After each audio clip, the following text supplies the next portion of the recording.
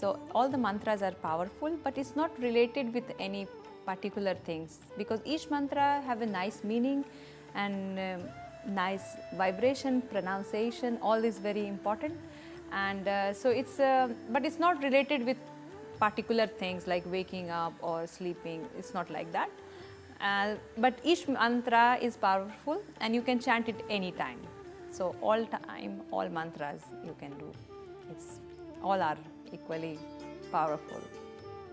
Each mantra have a powerful meaning behind it. So if you understand and if you feel that inside you, and then you feel that vibration in you, like the mantra which is saying the peace and happiness and peace for everyone. So like that. So if you feel that inside you, and when you pronounce it correctly and just feel that vibration in you and just chant with that feeling, so it's very nice. So if you understand the meaning and then you chant it, and each mantra is having a beautiful and powerful meaning behind, and so it's very nice to chant.